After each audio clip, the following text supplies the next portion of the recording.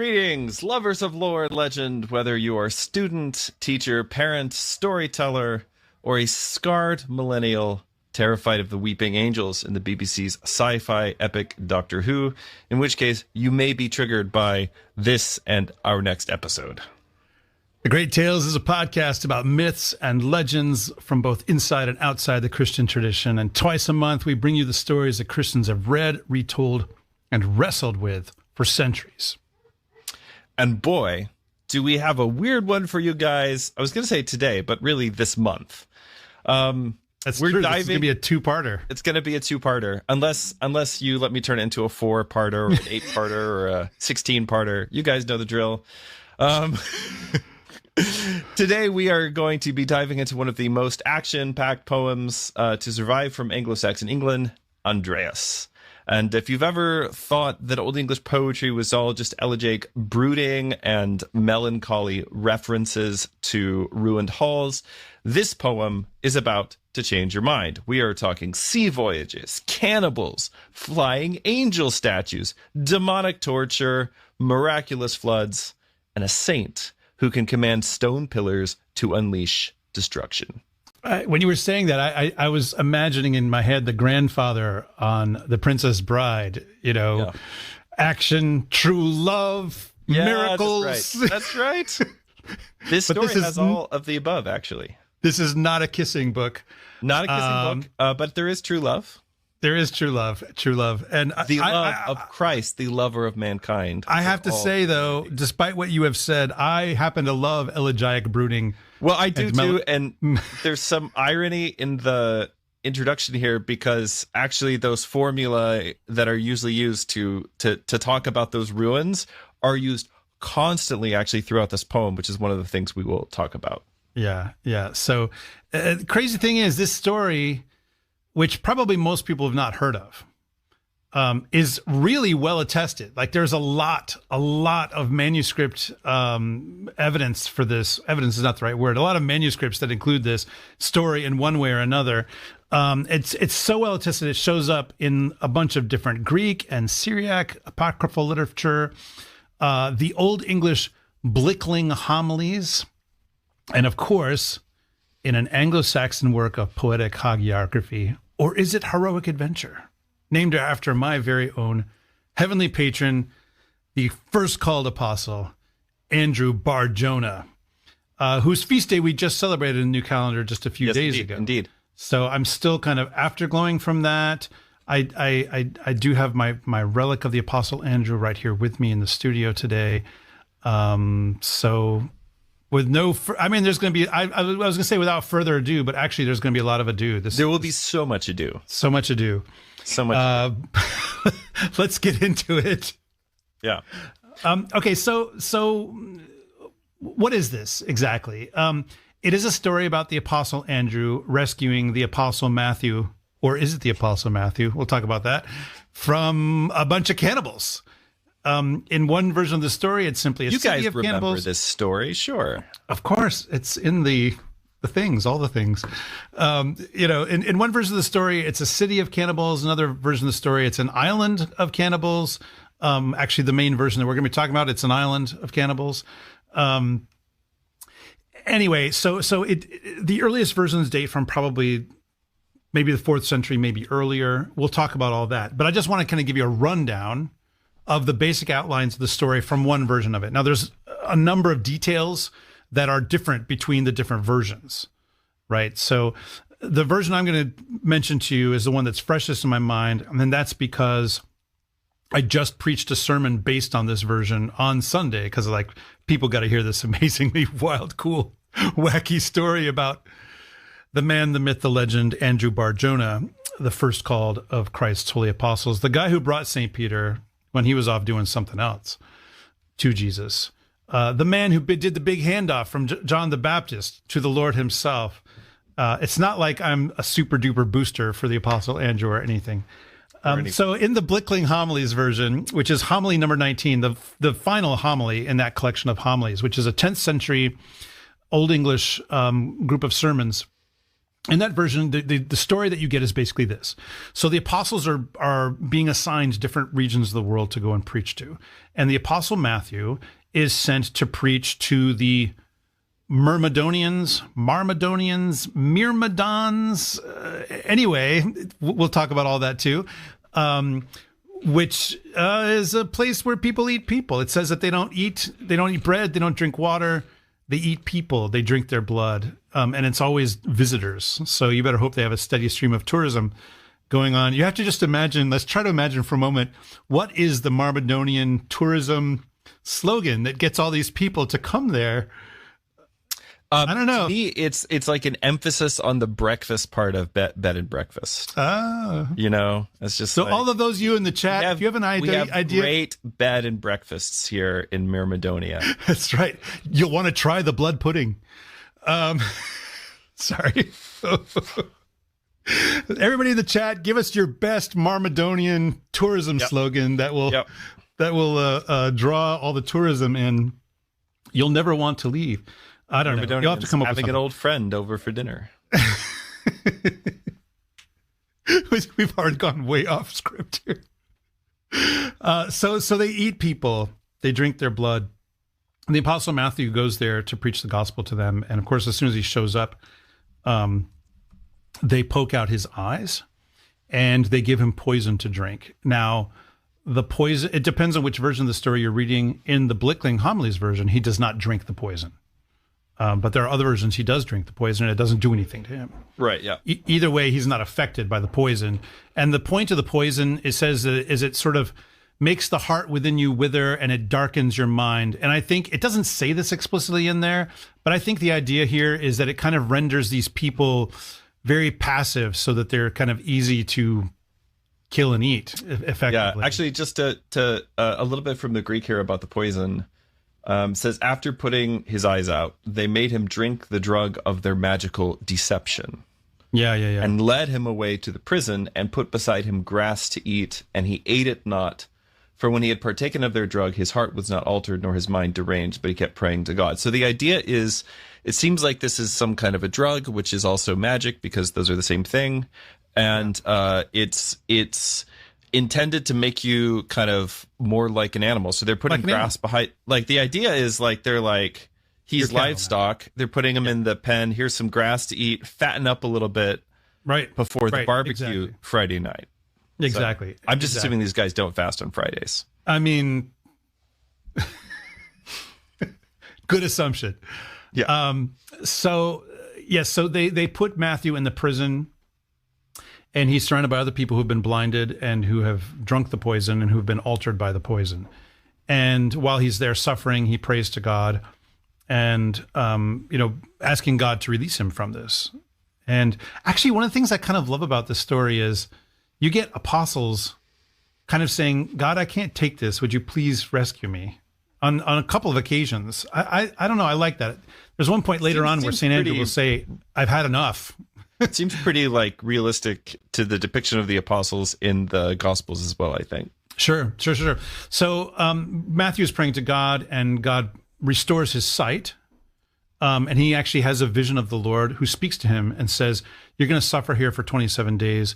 And then 3 days before they're going to eat you, I'm sending the apostle Andrew to come and rescue you. And so then the voice of the Lord comes to Andrew, who is in Achaia in Greece. Now, we don't know exactly where Marmidonia is. At least in some version, it's said to be among the Scythians. So that's sort of like Ukraine, maybe-ish, southeastern Europe is kind of Scythia, north side of the Black Sea kind of thing. We don't really know exactly, but the that's Scythians also just a general Greek term for barbarian lands over there, like over there, exactly.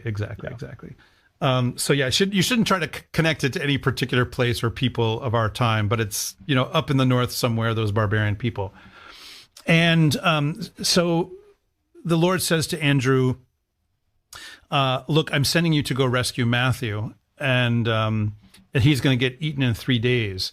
And Andrew says, "Look, I'm in Achaia, Lord. There's no There's no flights from Achaia to Marmidonia to get me there in time. And God's like, what are you doing? Get moving, buddy, essentially. And so eventually then Andrew and some of his disciples, they come to a seashore, which we might imagine this is the Black Sea. Again, if you're kind of identifying, the sort of northern area. And there's a boat there, and there's a steersman and 2 rowers. And so they have a conversation, and they get in the boat. Little do they know that the steersman is Christ, and the rowers are angels. In the Blickling Homilies version, in the old version from the Greek and Syriac, the boat ride is not a huge part of the story. And the main thing that happens there is that they get there in like one night, rather than, not only is it faster than 3 days, they can get there, in time, they get there in one night. So super fast experience. And it's eventually revealed to Andrew and his disciples that they've been in the boat with Jesus and with the angels. And so then they arrive at this city, and Andrew is directed to where St. Matthew is being held in prison. And in the Blickling Homilies version anyway, he's confronted by 7 guards. And when these 7 guards approach him, he makes the sign of the cross and prays, and these 7 guys drop dead. They just drop dead. So then he goes up to the door of the prison, he makes the sign of the cross, the doors of the prison open in front of him, and he walks in and he sees St. Matthew in there. And they embrace. Matthew tells him about all of his sufferings. And so Andrew says, Andrew basically heals everybody present. He heals all their blindness. He heals their hearts, all this stuff. In the Blickling Homily version, it's like 250 men and I think 75 women or something like this. Like it's hundreds and hundreds of people that are there in the prison. And he says, look, you need to go out to the edge of town. There's a fig tree there. You need to eat something, and I'll meet you there. And so then they leave. And so then it's discovered that it is St. Andrew who has let all these people out, because they come to the prison basically looking for dinner, essentially, and it's empty. Who let them all out? They come, I think, actually with bottles of Chianti and like fava beans. So, and I never watched that movie, but I know exactly what it's a reference to. Of course, I can't watch Doctor Who either. It's too creepy. You made mention of it earlier. It's just too creepy for me. I can't handle creepy. The Weeping Angels episode probably. I mean, like I'm an old Who fan. Like I grew up with like Tom Baker Doctor Who. But of all the new Who, I think the Weeping Angels episode probably the most wonderfully creepy, except for maybe 2 other exceptions from that same run. But man, that episode still, as having watched it many times as an adult, it still creeps me out. I do remember with fondness the episode where the Doctor was accompanied by Cindy Lou Who, and that one was very good. But so anyway, the devil appears in the form of a boy, actually, and he. It's funny. He can't see the Apostle Andrew. He can't see him, but he hears his voice. And so the Andrew talks to him and basically says, you don't have the ability to see God's holy ones. It's a very interesting kind of detail. Isn't it? Very the devil is blinded. He cannot see saints, basically. But he hears his voice and he tells everybody, this is the guy who let everybody out, and you need to kill him. Get that guy. And so they come to him, and Andrew basically says, I'm Andrew that you've been looking for. And he gives himself up. And so they tie him up and they drag him through the streets. And it says in the Blickling homily that his blood and his flesh are mingled with the ground. So just, ow, big pain. And they put him in prison.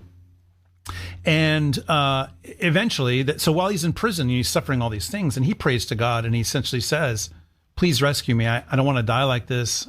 I've had enough. I've had enough. This is too much. This is interesting. This is not a modern depiction. This is very pre-modern. This is this is ancient, actually, late antiquity at the very latest.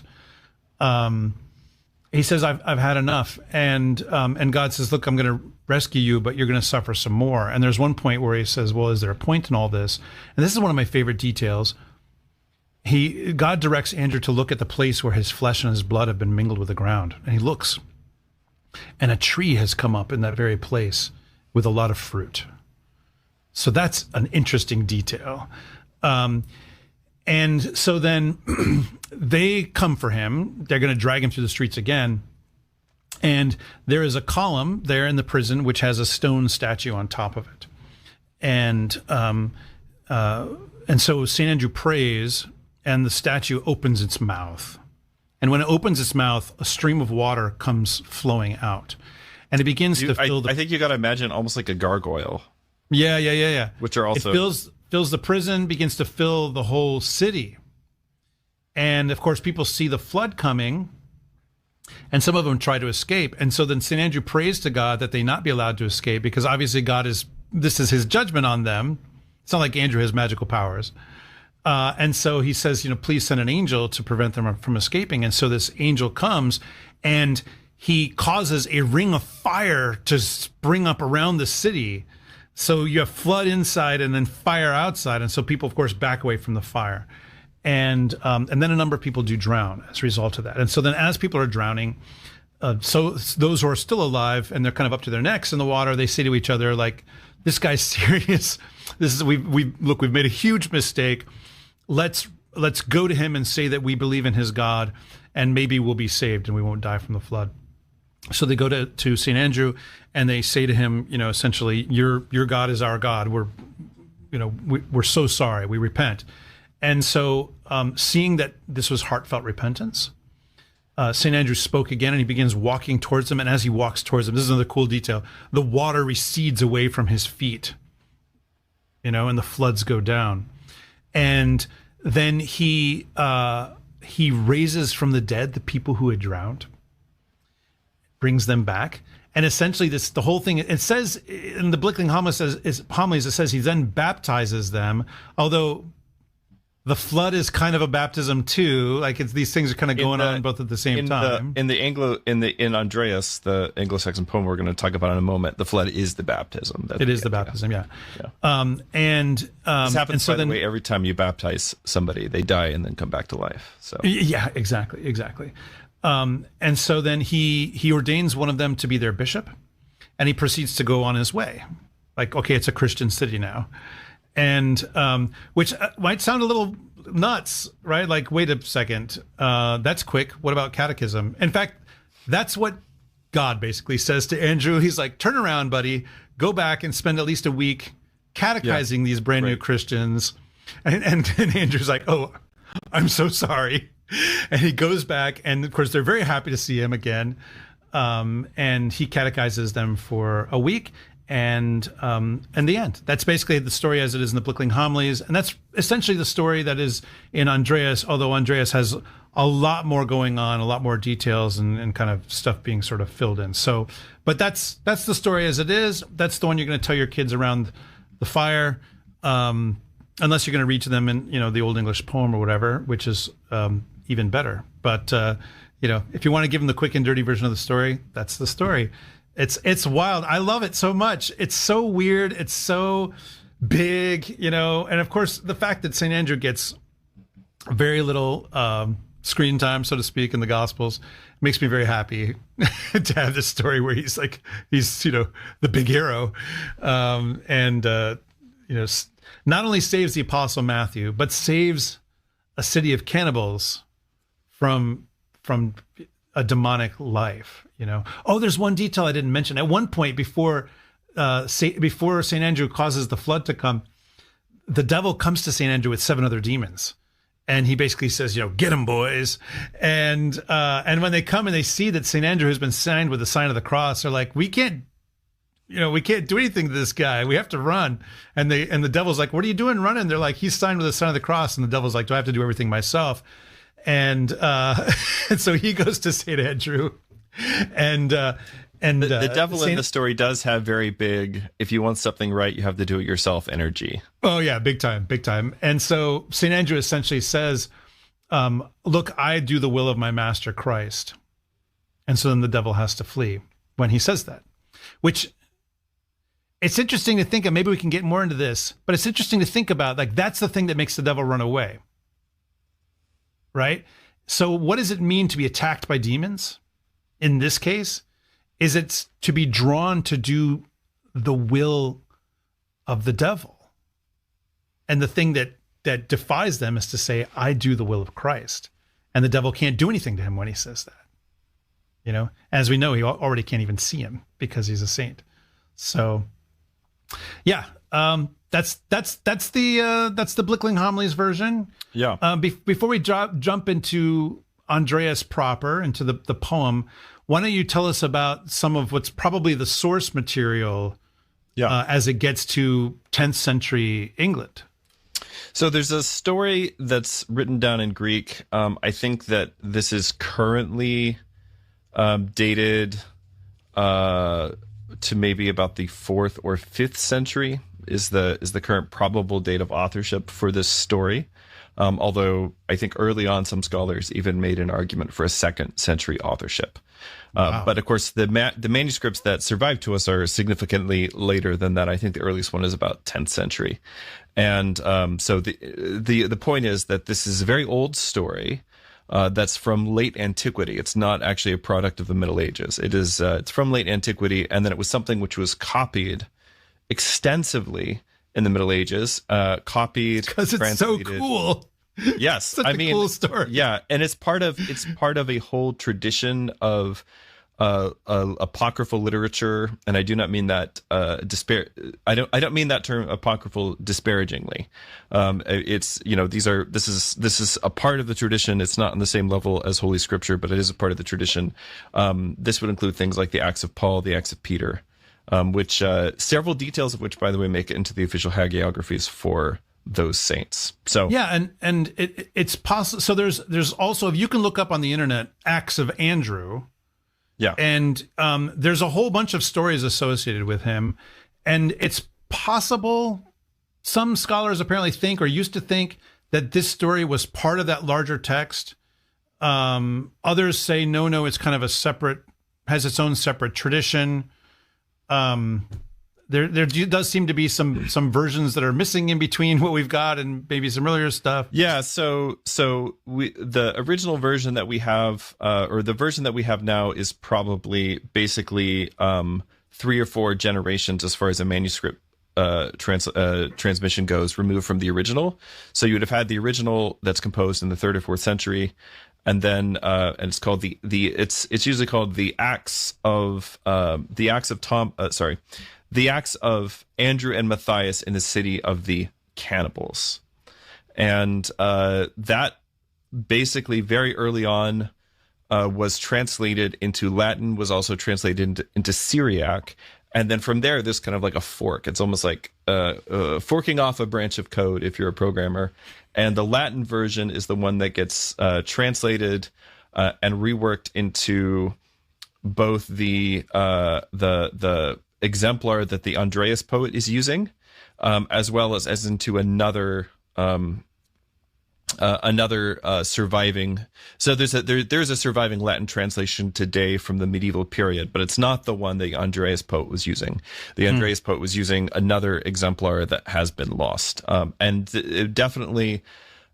Probably the one that the Andreas poet was using is probably also the one that the Blickling Homilist had access to, or at least it's part of the same manuscript tradition. So the point of all of this, and you can really go down into the weeds with manuscript criticism and source criticism and things like this, but the point of all of this is just that it was widely copied and widely disseminated in the Middle Ages. And the fact that this story shows up in the Anglo-Saxon homiletic tradition indicates that this is not like super secret esoteric lore that's only for like people in monasteries or for like the secret, whatever. This is stuff that was being taught specifically, explicitly to the faithful. So when you have a homilary, the idea of the homilary is that not everybody who is, you could say, like competent to say mass is going to be also a great homilist. And so you would have... You don't say. Yeah. Well, Sorry, not to throw any shade at it. I know there's nothing like that happening now, but in any case, that's, of course, but the difference then as opposed to now is that now we basically expect every priest or every pastor is also going to be a great preacher. And actually, pastoral, in the West anyway. Yeah, pastoral gifts. Yeah, here in the West, that's what I mean. Pastoral gifts and the ability to speak in public well. There is no necessary Venn diagram overlap between those things. And I'm not saying you shouldn't work hard at being a good homilist if you're a priest. Obviously, you should. But also, there are a lot of people who are very gifted public speakers who are terrible pastors and vice versa. Indeed. So what they did in the Middle Ages was you would have large, usually monastic centers or cathedrals that would produce homileries every so often. And those would be disseminated among the clergy in the diocese. And those homileries would have homilies for usually the Sundays of the year and then the major Christian feast days. So Blickling Homilies is it's a collection of homilies that are for various major feasts of the Christian year, including the feast of St. Andrew, also the feast of St. Michael, Michaelmas, and so on. And these homilies, what's really remarkable about the homileries that survive to us from the Anglo-Saxon period, like the Blickling Homilies, is that they are chock full of this kind of apocryphal material. So this is something we talked about like a year ago now when we were talking about Beowulf, the prevalence, the survival of basically Second Temple Jewish apocryphal and apocalyptic literature in medieval England. It's really remarkable. Yeah. And so I was going to say, one of the things that occurs to me, though, particularly is like to try to understand the place that these stories have in Christianity prior to the second millennium. And, continuing on, but like this is our period we're kind of looking at, right? Is like 9th, 10th century England. Yep. Just think about this, like saints' lives, these kinds of stories about saints, these wild, wild stories about saints. This is being preached as the homily. Yeah. Right. And I think that one of the things I think we need to work on, at least in English speaking Orthodox Christianity in the West, is integrating our sense of the whole of Orthodox tradition in a way that we haven't quite yet. Like it is the case that most homilies, and I'm not saying they're necessarily bad or incorrect or heretical, but most homilies these days are about moral living, which is good. I mean, we need that. And the idea that you would get up and simply tell a saint's life as the homily, you don't hear that very often. But this is clearly, at least in this time and place, a little over 1,000 years ago, this is absolutely normal that these would be the stories that people would hear.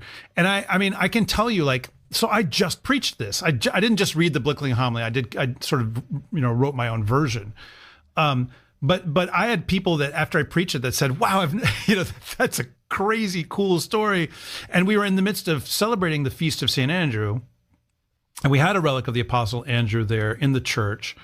And, to hear about his exploits, to experience his spirit through this story, it underlined the feast and gave it a sort of depth and nuance and richness that I don't think we would quite get if we kind of maybe only did the hymns. I mean, the hymns are awesome. Don't get me wrong. But if we had only did the hymns, but without this specifically narrative element in there, I think that we lose something of what of the saints, of their personality, the stories of the feasts. A lot of what's going on in any ritual is you're participating in the story, and so on some level, we're rescuing people from being eaten by other people, not necessarily literally. And we're also rescuing people from being people who devour other people, which St. Andrew's doing that. He's rescuing everyone in this story, except for Christ and the two, oarsmen. And all of that then is brought together. And it's really like having, it becomes a feast. It is the meal with your friends in which you're sharing stories and experiencing each other's lives. And this is St. Andrew telling us his own story, part of his story. So I just wanted to kind of underline that as having at least this last Sunday, integrated this piece into an actual festal celebration. How just wonderful and beautiful and joyful it was for me. The thing that people need to understand is that stories like this, they are, fantastical to a skeptical modern audience. But for people in the Middle Ages, all of this stuff is basically part and parcel with the world of the scriptures, right? The same God, the same apostles who can bring people back from the dead, whose very shadows heal diseases, and who confront demons head on. This is just the continuation of that same work. And as far as like moral living goes, most of the homilies do have some kind of application to moral living, like, St. Michael's, the homily for Michaelmas and Blickling Homilies very famously. But basically the application to moral living is just very simply like, okay, now, so like repent before the end, like, while you have a chance. Like that's the moral living is actually the implication of living in this world, being a part of this community and doing this work. So they would have seen the stories of these saints as being just very much part and parcel with the world of the scriptures and the faith that they had inherited. And so when the Anglo-Saxon poet does something like Andreas, what he's doing is, he's doing some contextualizing, but he's not making up something new. The way to really understand this poem is to go read the original, which you can find online, and then go and read Andreas and look at the places. And this is what we'll be doing over the course of the rest of this episode and hopefully next episode. But look at the ways that the Andreas poet diverges from the doesn't diverge, but the parts that he expands, he's expanding things, he's adding details where he feels like it's relevant, and all of it fits together. They're the same story, but there are things that are culturally important to Anglo-Saxons, which are not culturally important to Greeks. And so what the Andreas poet is doing is basically kind of filling in those blanks. And it's actually a wonderful test case. There are a lot of other examples of this. One of these days, we will spend some time on the Old Saxon, not Anglo-Saxon, but the Old Saxon poem, the Heliand, which is a massive gospel harmony, and that's probably like an all summer kind of a project. But that's another good example of that kind of thing. Like when people take ancient or pre-modern stories and then set them in their own time and place now, and I will admit that I feel this way myself. Sometimes it feels weird. Like, please don't do that. Please don't do that. I remember, when I was, I think it was when I was in high school, maybe, or shortly thereafter. There's a Romeo and Juliet film with Claire Danes, which was depicted as basically being in the modern world. You're talking about Romeo plus Juliet? Yes, the Romeo plus Juliet. Wasn't movie. That Leonardo DiCaprio? Whoever. Okay. I think that's who that was. Wasn't he the one that drowns? See, it's all coming together. Isn't he the one that drowns in that other movie? Yes. Yeah. Yes. No one's ever seen these. Is Titanic actually a movie about giants getting what they deserve? I haven't seen it. I don't know. But it feels weird or whatever, or like for instance, I know that the story of St. Moses the Black is being made into a film, which actually is supposed to release next month now, January 2026. But it's being put by an Orthodox director, the same one who directed the film Man of God about St. Nectarios, which was just a wonderful, wonderful, wonderful film. She's taking the story of St. Moses the Black, who is like, 5th century, 6th century? I mean, he's very early. And she's putting it into modern gangland Chicago. Yeah. When I saw that, in fact, a lot of people had this reaction. We saw the poster for that. A lot of us thought that it was, literally, we thought it was a joke, that someone was trying to be funny. And it turns out, no, this is the project. And I don't know if it's going to be good. I don't know. I will say I'm probably more optimistic about that project than you are. I knowing most of the people who are involved. I think it probably will be good. I'm going to go into it with the hope that it's going to be good. And me too. I'll go see it. I will see it for sure. Actually, it's funny. My wife is super enthused about this film. Yeah. She might even go to a movie theater, which she doesn't, to see it. But anyways, what are they doing? They're they're doing the same thing that the Andreas poet is doing. Now, he's not saying this is happening here and now, but it is. It is, right? He's essentially making St. Andrew and St. Matthew and the Sorry, I cannibals, got distracted by the comments, but yes. Yeah. a story. Yeah. Some of you are very funny in the YouTube chat today. Yeah. We'll read those later. I'm enjoying that. But so it's an interesting thing, and I think maybe I need to kind of open up my heart a little bit, because I'm a little hard-hearted at times and a little skeptical and a little old fogey. Well, let's see if in my St. Andrew can get you there by the end of this two-parter.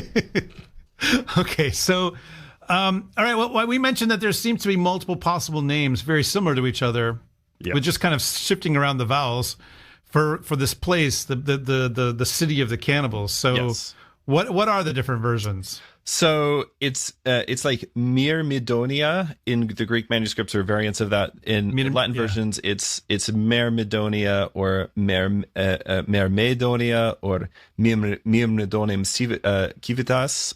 In Old English, Marmidonia, which I feel like is like, it's a little too close to marmalade, but in any case, Marmidonia or Myrmidonia, and Marmidonia and marmalade. Yeah, there was early on in the scholarship around this poem, there was this suggestion that this was intentionally trying to connect it to the city of Achilles' warriors. The Myrmidons. The Myrmidons of Myrmidonia. From the Iliad. And so then the idea that maybe the idea is that the story is opposing sort of like Christian virtues to pagan virtues, something like that. And I think it's probably a folk etymology. I don't think that's necessarily what's going on here, for lots of different reasons, but it is an interesting theory. Now, there are some cool features of the Greek original, and I'm trying to decide if it makes more sense to talk about them. What was the goal today? How far are we trying to get? I mean, we're going to get to basically doing the sea voyage, right? Yeah, we're going to get to the end of the sea voyage. Okay, all right. So I'm going to that'll be our big cliffhanger. All right, so I'm going to save this, and let's just get right into Andreas, because it'll be more interesting to talk about it, kind of compare and contrast to Andreas. So we should mention, though, who is the apostle that he rescues? Right, yeah. So I was about to mention that. In the Greek manuscript, it's Matthias. Yeah, which in Greek is Matthias. Yes. And Matthew in Greek is Matthios. So you can hear how similar they are. They are, of like, course, Matthias and Matthew sound kind of similar in English, but Matthias and Matthios, it's just a shift of a vowel at the end, really, is the difference between the two. Are these, what's the deal? Why, they're not the same name. Matthias is not the same name as Matthew, and not in the Bible for sure. They're pretty close, especially if you don't know any Greek, and you're translating this from Latin, and they look even kind of more similar in Latin. And then, so by the time you get to the Andreas poet, so this is we have one exemplar of this poem which survives, which is in the Vercelli book, which is it's a book that was compiled in around 975 AD in England, and somehow ends up in the cathedral library at Vercelli in northern Italy, where it remains to this day, which is why it's called the Vercelli book. But it's from England. It's a 10th century manuscript, and it's one of the 4 great surviving codices of Old English poetry. So it's got a really interesting mix of religious material. There are sermons in there. There are saints' lives, like this one today, and also a little epic poem about the finding of the Holy Cross by Saint Helen, which I definitely want us to cover, by the way, maybe around one of the Feasts of the Cross next year. I think it'd be a lot of fun, and it's really beautiful. That poem, which is usually called Elena, is how I fell in love with Saint Helen before I was Orthodox, actually. So much for me, so much of, because I've done a lot of work on the Vercelli book in particular. I have notes on the whole thing. I've done my own translation of the entire book, And this was years and years and years ago, so it was really fun to like go dig for notes and things like that as we were putting this episode Which together. is why, once again, I'm like, hey, I have an idea. Let's do this poem. Yes. You know, it'll be like one short little episode, which is kind of it'll be nice, very discreet. And then suddenly I look into the script, and like a small book has been dumped into the script. I thought I really restrained myself, honestly, but it's still too much. It's still too much. But it's all right. But I mean, can never get. The problem is I can never get enough of St. Andrews. So yeah, I get it. Here you it's have okay. me. You have we me. got 2 whole weeks. Maybe 4, maybe 8. But the Vercelli book gave me this image of Christianity. This and a couple of other things, obviously the Beowulf poem, but also things like the Anglo-Saxon harrowing of hell, gave me this vision of Christianity that really put this longing for me in me for a more ancient version of the faith that I just couldn't find anywhere until I walked into an Orthodox church. And there on the ceiling, there's the harrowing of hell. There on the wall, there's St. Helen. And I was like, where's St. Andrew in the flood?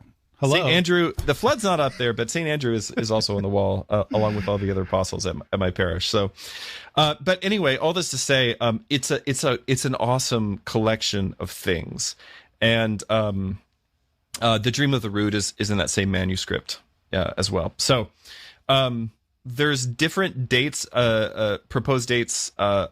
Like all Anglo-Saxon poems, the dating of Andreas is controversial. To my knowledge, there have been no fistfights over it, like there have been over the dating of Beowulf, very famously. But basically, it's whenever you date the Beowulf poem, also will impact how you date Andreas, because everybody seems to agree that they are related in some way. Early scholars thought they were written by the same poet. Nowadays, we'd say that they're just part of the same kind of world and same heroic formulaic tradition. I personally think it is extremely unlikely that the Andreas poet was not at least familiar with the Beowulf poem. That's just my personal opinion, but I think I spent a lot of time with the poem in the Anglo-Saxon. I think it's just very unlikely that they were not aware that the Andreas poet was not aware of Beowulf. And it's not just because someone who's just beginning to look into this might be like, oh, they do both start with the same word, what? Well, a lot of I was going to say, but it turns out that a lot of Old English poetry starts with that word, which because actually the fun thing about Andreas is there's actually multiple whats beginning different sections. So it's not just the beginning of the poem. It's whatty. Yeah. So the current consensus, if we can call it that, places Andreas somewhere in the 9th century. I would probably put it earlier. I would probably say it's Age of Bede. So that's, again, just my personal opinion here, but the scholarly consensus is a little bit later. In any case, what we can say with confidence is that whoever wrote this poem was deeply steeped in the conventions of heroic verse, but also is deeply, deeply immersed in the Christian tradition. And by the Christian tradition, I do not mean 19th century Protestantism. I mean all the old, weird, beautiful stuff. So this guy is somebody who knows how to describe a sea voyage. He knows how to talk about warrior courage. He knows how to build tension. The way that you build tension in a Germanic poem is not through suspense about what's going to happen, because everybody already knows the story. Yeah. But rather, the way you build tension is to build up expectation in people for something they know is coming, but then it's delayed a little bit, and you build up the tension through speeches, through these big set pieces, through confrontations. So he's got all these tools in his tool belt, and he's dramatic irony sometimes too, where you know something that the characters in the story don't. Lots of that in this story. Yeah. And so he uses all these tools of basically old heroic poetry and turns them to a hagiographic purpose to tell the life of a saint in the language of Beowulf. Yeah. Which, how is that not the best thing you've ever heard of? I haven't even gotten into the poem exactly. yet. I mean, I just to give a sense of how this works. Like from the very beginning, you read about battle, and we're going to hear this. You can hear about Christ is depicted as kind of the leader of a war band, that the apostles are his thanes, they're heroes. There's a clashing of banners, battle courage, whatever.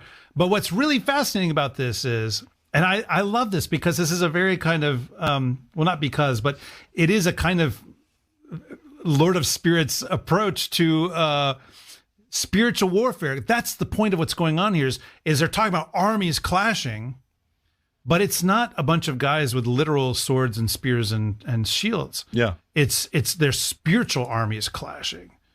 But it's just described as battle. Also, sometimes actual spears. Sometimes. Oh, sure.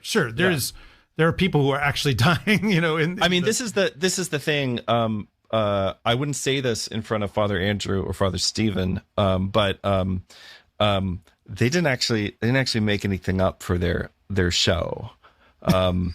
Whenever somebody says, it's endearing because obviously I love the show and I love both of you, but whenever somebody's like, oh, this is such a Lord of Spirits interpretation of this, and like, yeah, but also like they didn't come up with this. Christian, yeah. This is actually just the tradition that because we're materialists and we're modern people, like we've been. As we often say on the show, it turns out that we're not making this up. Yeah, exactly.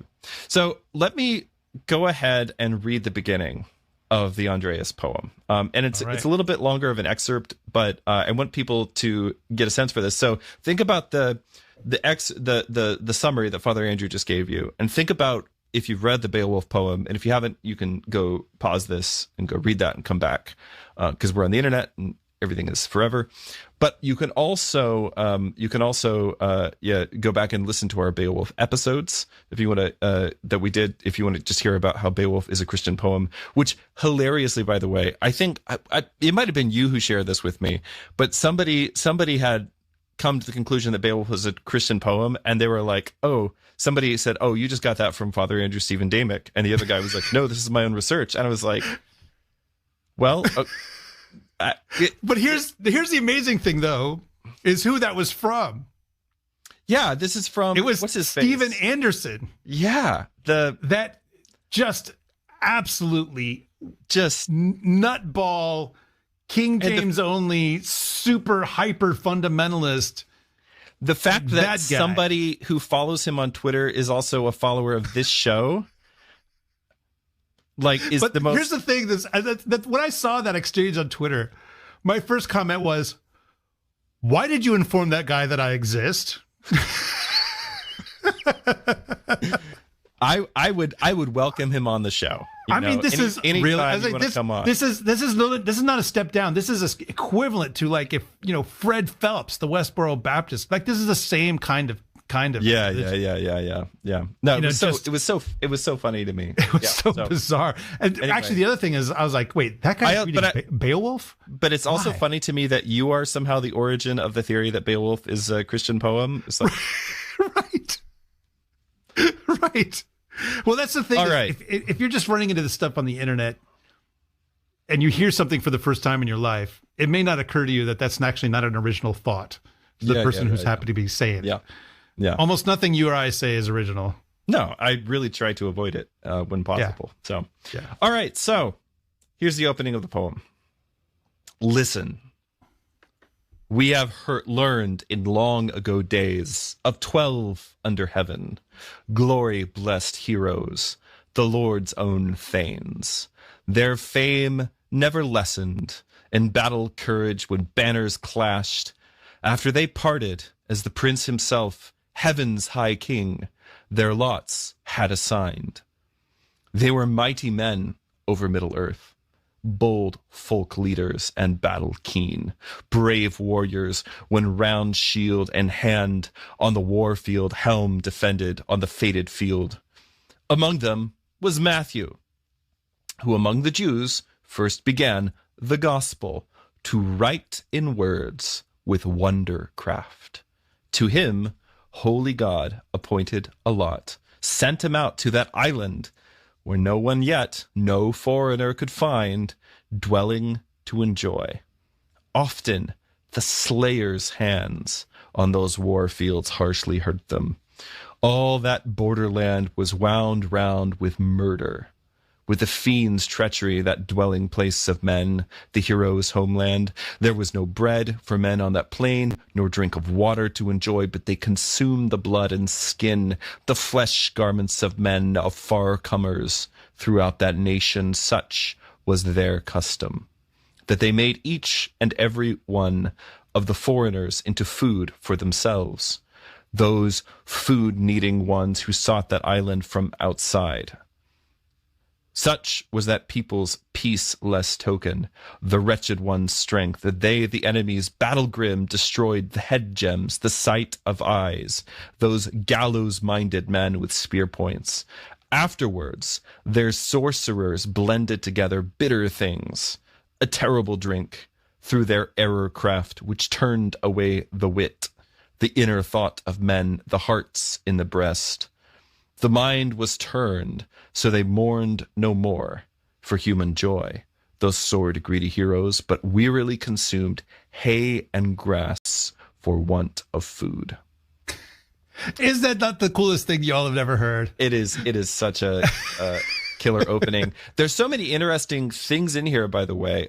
One thing here is the inversion of hospitality, which is something that goes back to like cannibal islanders in the Odyssey, right? Where the thing is, like, when somebody comes to you, they're the ones who need the food, and you're supposed to feed them. And instead of having a old friend over for dinner, you're having a friend for dinner. Friend for dinner, right? As one of the people in the YouTube chat has said.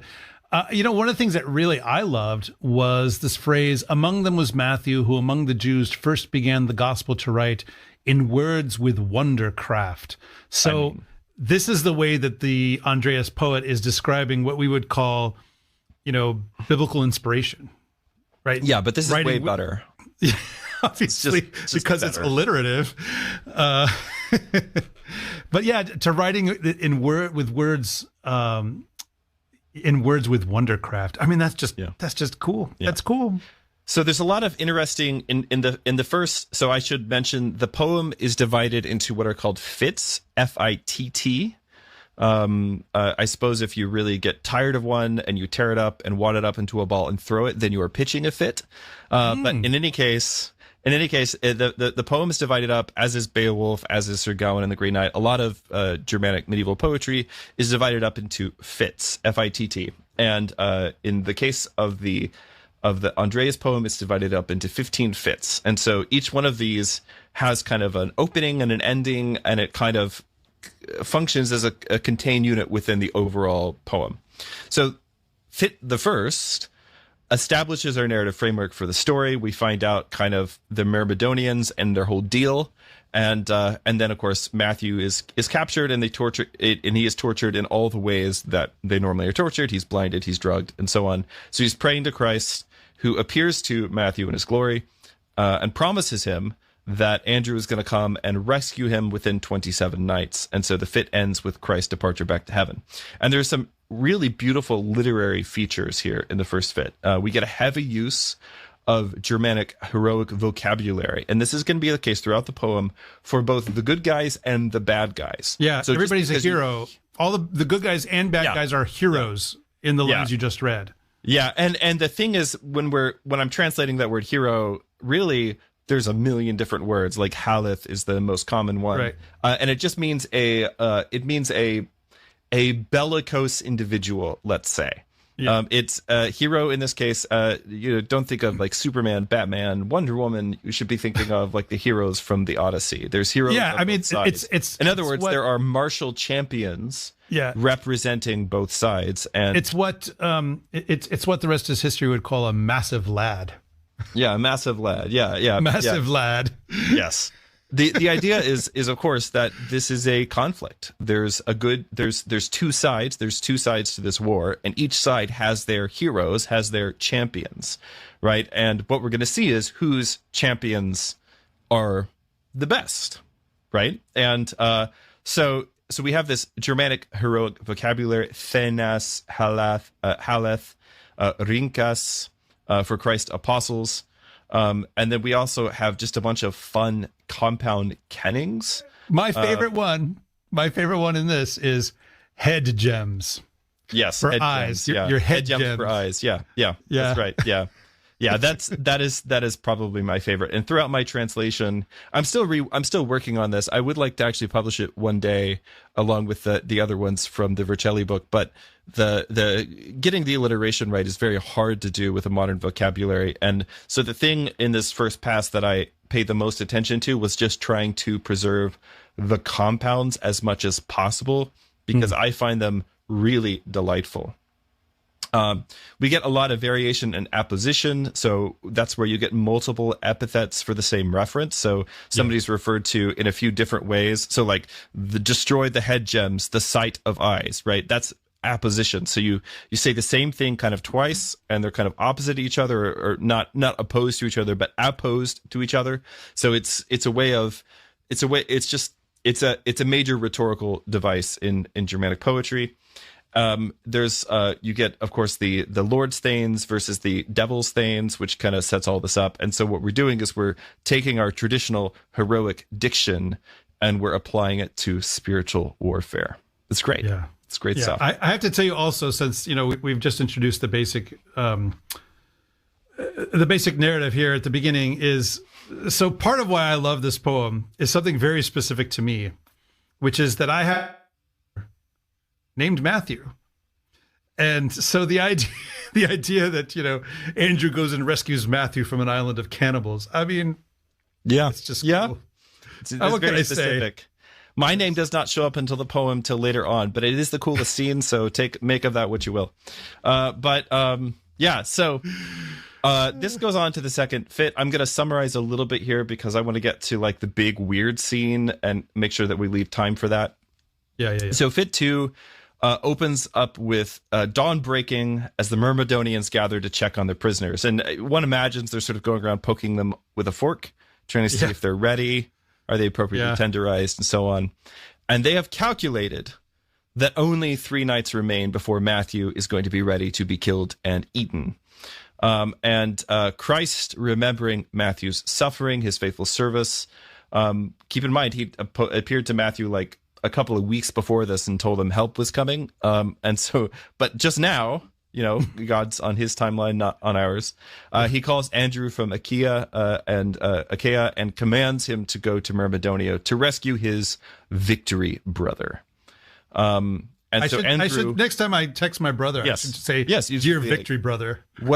What's up, victory brother? And so Andrew protests that the journey is impossible to accomplish so quickly. He doesn't know the sea paths. He doesn't have companions for the voyage. You need, this is sort of trip you don't undertake on your own. You need buddies.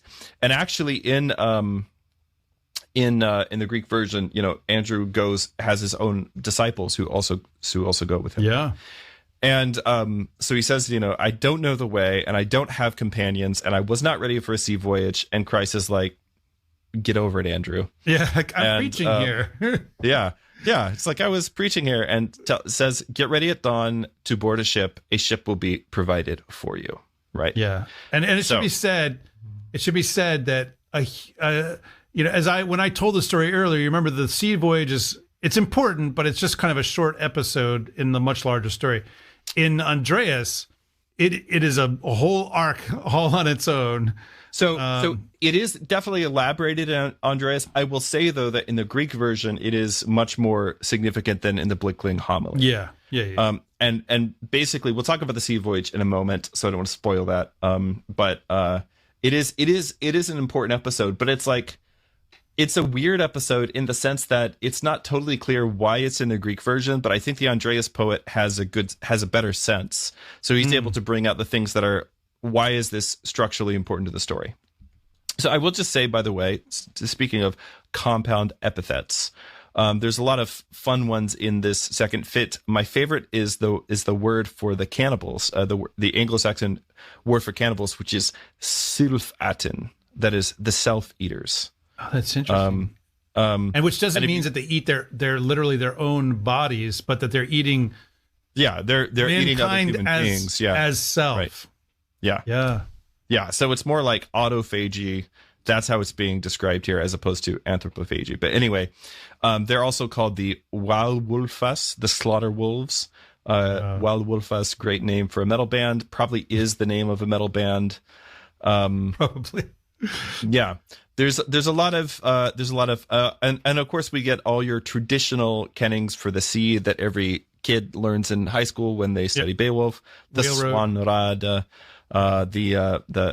Bathweg, the Bathway, the Heresprata, the army streets. Is Hronhrada in here? Or Hronhrada? I think Hronhrada is in here, actually. Yeah, okay, but I think it's later. Yeah. All right, so in the third fit, this is where the sea voyage begins. Now, sea voyages in this next fit is the one that Hronrad is in. Okay. In sea voyages are a very important feature of Germanic heroic poetry. I'm trying to avoid the word epic as much as possible, since these are technically not epics. But, you know, in the sense that an epic nowadays, people just usually mean by that either like a really cool story or a long form narrative poem. I guess these are epics, but they're not epics in the Greek sense. They don't use the conventions of Greek epic poetry. They use the conventions of Germanic Iron Age heroic poetry. So in Germanic heroic poetry, one of the important elements of the story is the sea voyage. So there's a very famous one described in Beowulf. There's a very famous one that is worked into the Haliand. It's the story of Christ on the Sea of Galilee when he's calming the storm. And there's also a very famous one here in Andreas, just as three examples. Now, the sea voyage is important because I think basically just these were people who spent a lot of time around the sea, and it became kind of like a stock, in the same way that like a voyage to the underworld is a stock part of a Greek or Roman epic. The sea voyage is kind of an important stock part of this kind of story. And there's already a sea voyage in the original, but what the poet does, what the Andreas poet does, is to make the sea voyage more important. So he stretches it out. It actually takes up quite a bit of the poem. Yeah. And this is where he also kind of brings out his best poetry. Now, this is also true in Beowulf, and this is also true in the Haliand. So this is a little pro tip. If you're ever at a Christmas party and somebody says, hey, I have 3 Beowulf translations here, which one is the best? Or perhaps you're asked this riddle as part of like entrance into a castle or a fairy realm or something like that.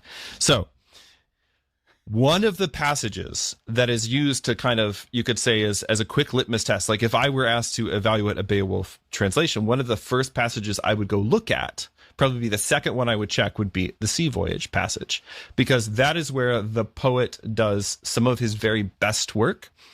And so if the translator has not paid attention to that, then I know this translator probably is not sensitive to the poet's abilities, probably not sensitive to the poetic diction of the translation. So I'm probably not going to look much further. So the sea voyage also in Andreas, this is one of the best sections, just poetically speaking.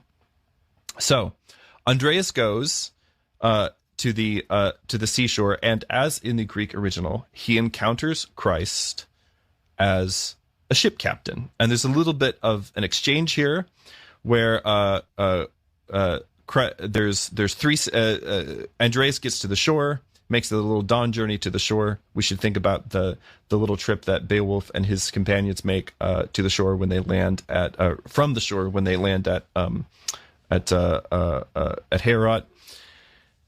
And then you have this mysterious ship captain who shows up, and he's got 2 other sailors with him. Now, you should be thinking of simultaneously both of the hospitality of Abraham here, right? God and 2 angels show up, and this is like an icon of the Trinity.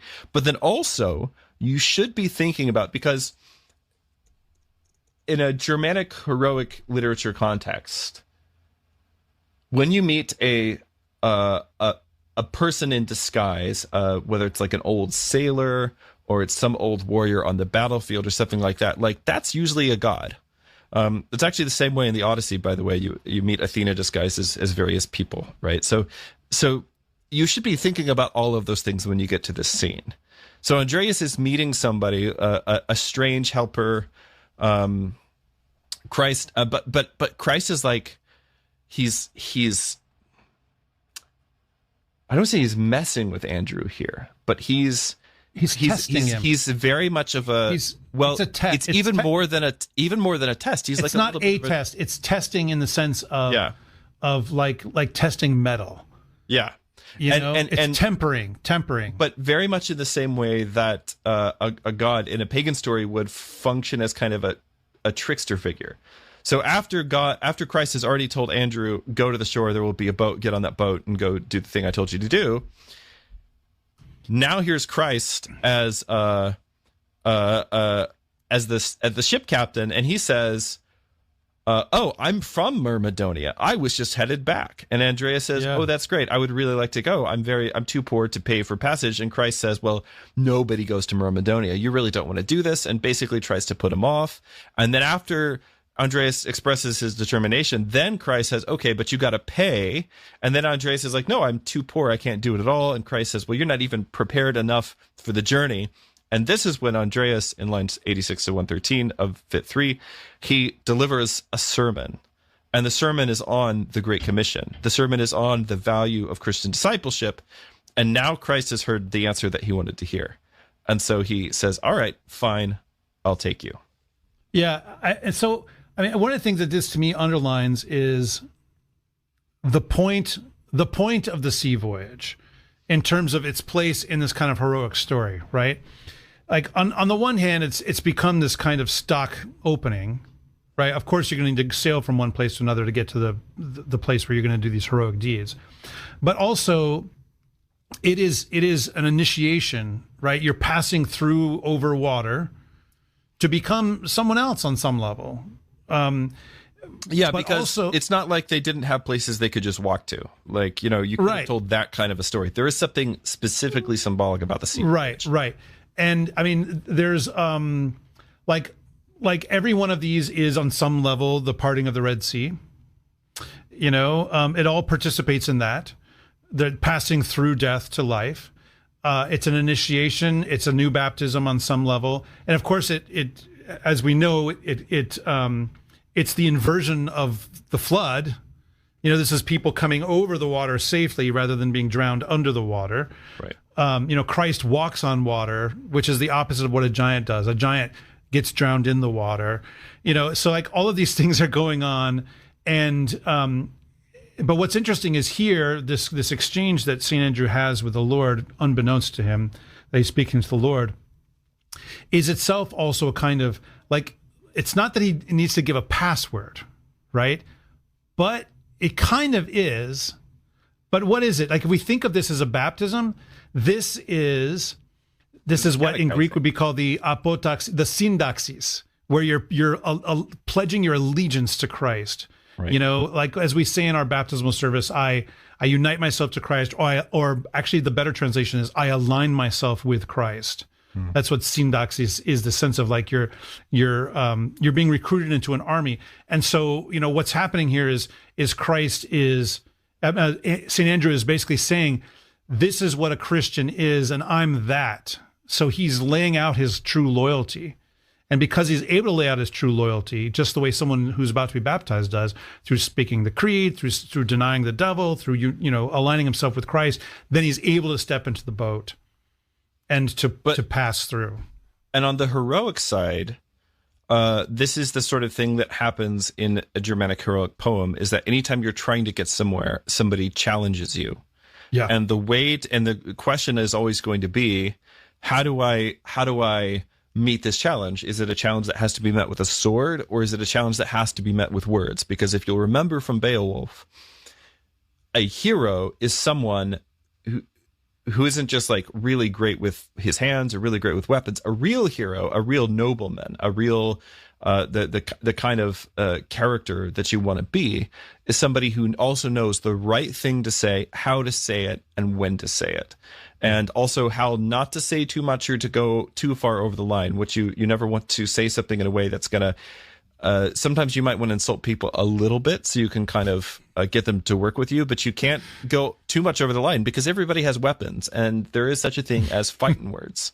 So what Andrew is also showing here is, there's this sense in which he's being examined before an initiation, but also Andrew is showing the heroic quality of being able to give a good answer to the question and kind of explain himself and say, hey, what I'm doing here is actually really important, and this is why you should help me out. I mean, everybody knows this trope, right? Just, ask me the questions, bridge keeper. I am not afraid. Yes. Everybody knows that scene from Monty Python, the Holy Grail. It's the same thing. There are two podcasters at the door, and one of them only tells the truth, and the other one only spouts conspiracy theories. And you have to sort of, Yeah. Right, exactly. So we make our journey, we begin our sea journey. Of course, we get all of our traditional sea kennings. This is where we get Garsedge, the spear sea, which is one of my favorite names for the sea. This is where we get the Chranrad. This is where we get the sea steed. The boat is a sea steed or seahorse. We get Chwales Ethel, the whale's homeland. Nice. We get the fish's bath, and all these different terms for the ship. The wide bosom ship, the high proud boat, the horn ship, and so it's a great passage, but we're really going to get our test of this when we get to the sea voyage. So the sea voyage is going to take up several fits. It's going to go all the way to, I think, fit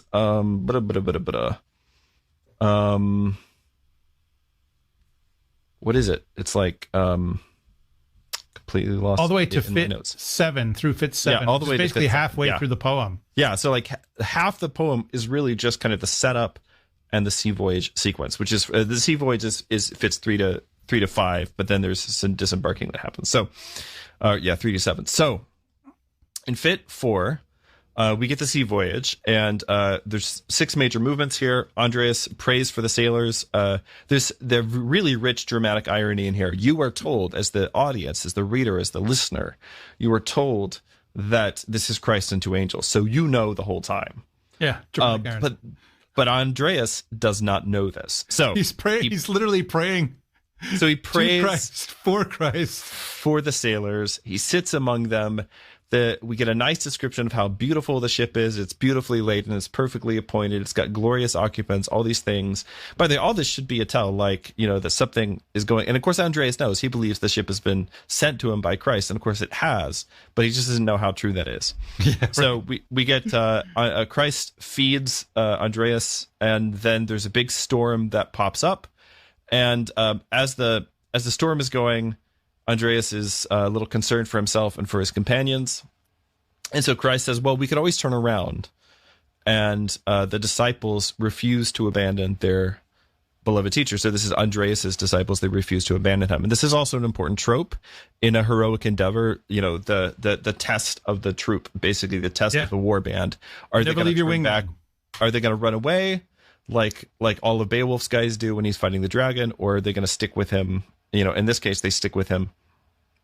And Andreas says, hey, why don't you comfort your men by reminding them of some of Christ's miracles?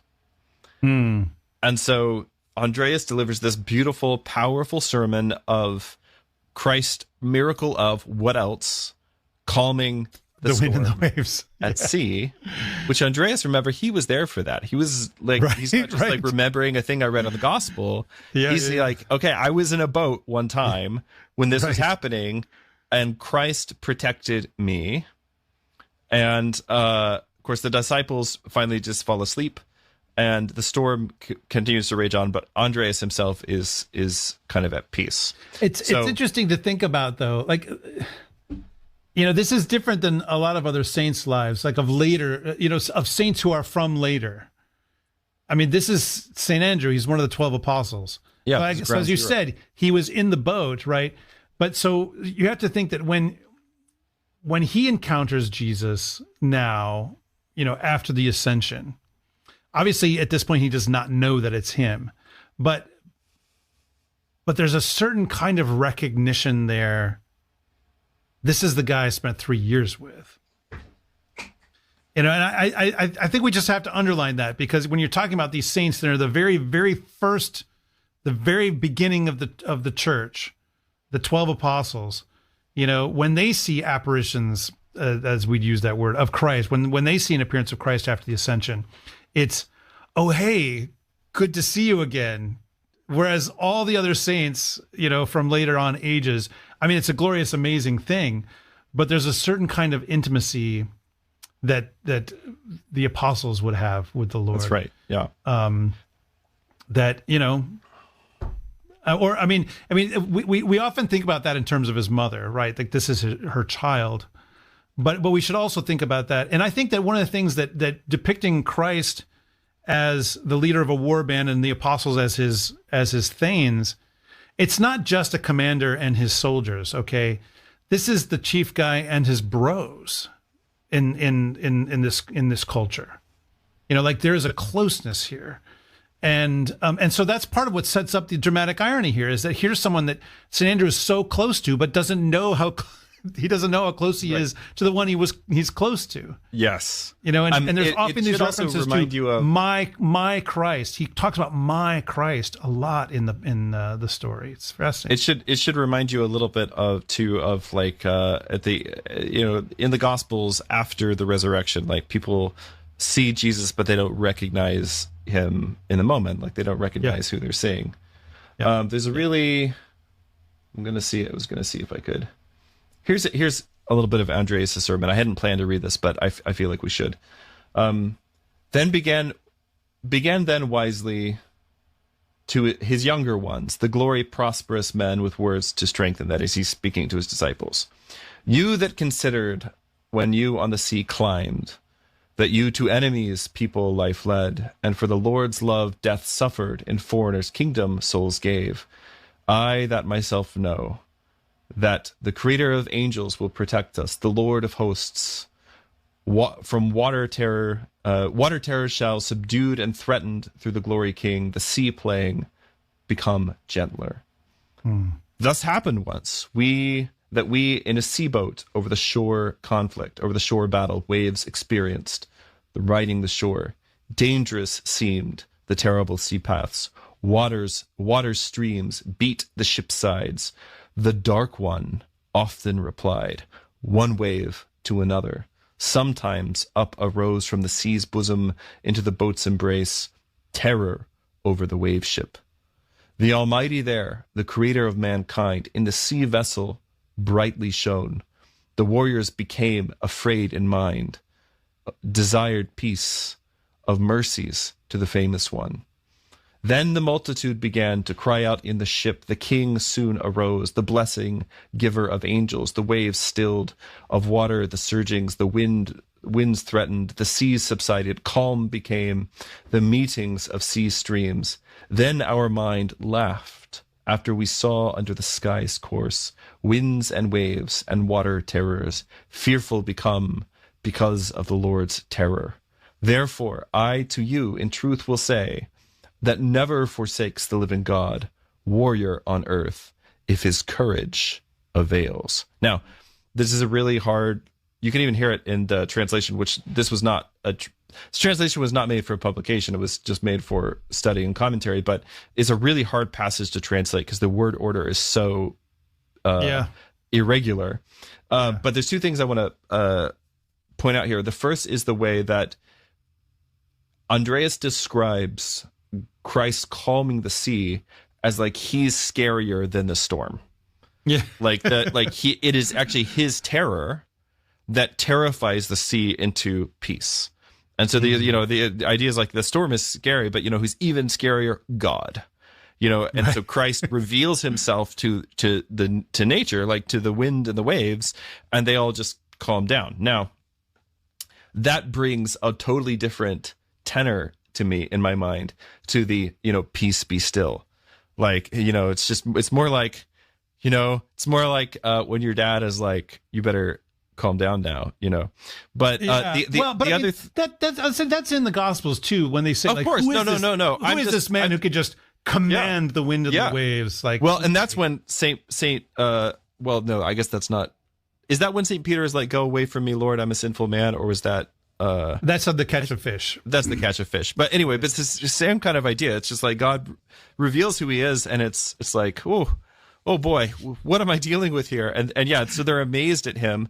I think it's definitely in the Gospels, and certainly in the Gospels, that's an act of, subduing the forces of chaos, right? But nowadays, you have like moralistic therapeutic Jesus, like that's not the picture that you have of that story. But the other thing I want to point out is the way that this section that I just read ends, is that there's a famous line in Beowulf, in which one of the characters says, fate often grants success, basically, to heroes when their courage holds, which is a very weird kind of fate doesn't actually care how courageous you are. So what does that mean? But here, the Andreas poet takes that same sentiment, probably that very same phrase, and kind of gives us an explanation. It's that, God will not forsake you, but you have to hold fast in yourself. Like your courage has to hold. Yeah. So there's a lot of other things we could say about this fit. There's amazing kind of a frame narrative here. So there's a storm at the beginning, a storm at the end. That's the outer frame of the story. And then the inner frame of this is Andreas is teaching about a storm. And then the center of this is the assurance that God protects the faithful, right? And so you have this effect where you have a storm within a sermon about a storm within a storm. Right. Yeah. And it ends with this paradox, which is the storm kicks up again, but everybody's okay now. Their spirits are glad. And this is going to set up the way in which Andreas will be able to suffer, knowing that God is going to deliver him, that Christ is going to protect him. So this is another test for Andreas. He's passed this test by teaching faithfully, which is what he's supposed to do as an apostle. And so the story goes on. Now, if we can I just want to get to the statue. Okay. All right. We can get there. Okay. We're going to get there. All right. We're going to get there. So the next part of the story here, fit number 5, is the big emotional and dramatic climax of the sea voyage sequence. And it happens in 4 movements. So to begin with, you get Andreas praises the helmsman. This entire time, of course, Christ, literally Jesus took the wheel, and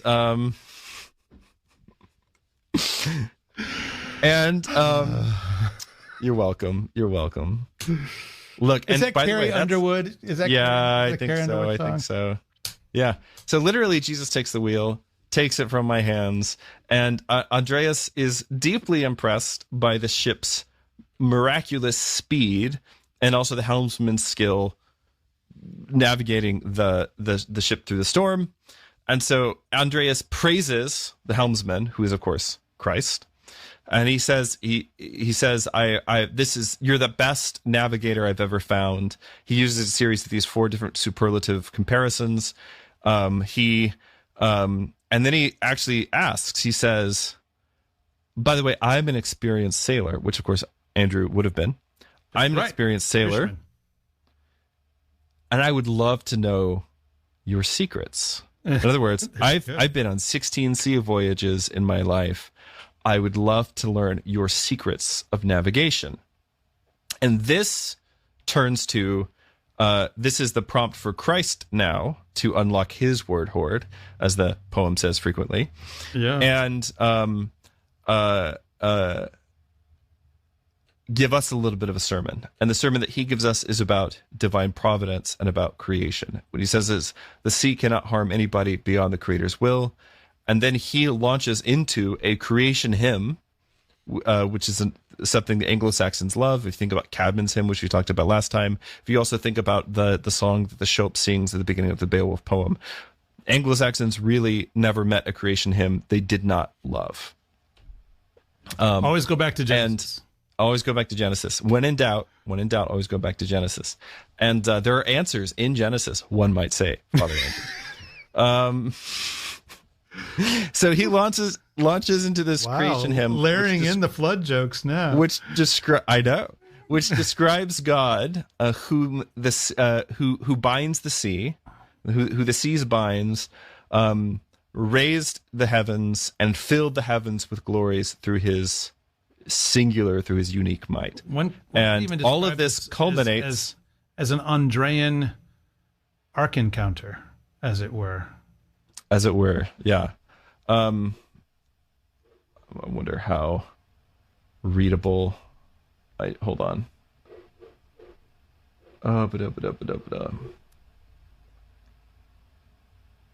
Okay, I'm not going to read that right now because it's a little convoluted again. But yeah, the whole point is that we get this praise, who Christ is, basically Christ praising God, right? Praising therefore the Father, right? Yeah. For for creation, and all of this culminates in him recognizing. He says, "Therefore is seen and truth made manifest, known and recognized that you are the King's Thane, the a champion of the one who sits in glory, because the sea immediately recognized you, the ocean's expanse, that you have the grace of the Holy Spirit." And so at this point, the sea calms down, and the idea is that the sea is now, in the same way that the sea recognized Christ in Andreas's sermon, now the sea recognizes Andreas in Christ, or recognizes Christ in Andreas, and the sea is calmed. Yeah, and we get Andreas. I mean, he has received his navigational secrets, as it were. Yes, that's it. This poem is like, it's so good. I know. I've sometimes have seen, occasionally when people delve into Old English poetry, they will comment on this poem like it's a footnote. It's a footnote. Yeah, this is a footnote. Like, this is just some dumb saint's life, and the guy used a bunch of stuff he got from Beowulf. It's because people are not interested. When I say people, I mean medievalists are just not interested in Christianity. Like, aggressively, they're uninterested in it. It's so weird. Yeah. So we get Andreas gives a doxology, praise to God, talks about how he distributes gifts, which is what a good king is supposed to do. How he distributes the ring giver. Yeah. So, ever your judgment lives both near and far. Your name is holy, with glory beautified over the nations of men, with mercies made famous. No men under heaven's vault of the race of heroes that might recount or the number know how gloriously, Prince of the nations, Spirit's helper, your gifts you distribute. And it's just kind of like this. And then Christ asks Andreas a question. He says, "Say, thought-wise Thane," which is a fun way to begin. Smart guy. A question. Yeah.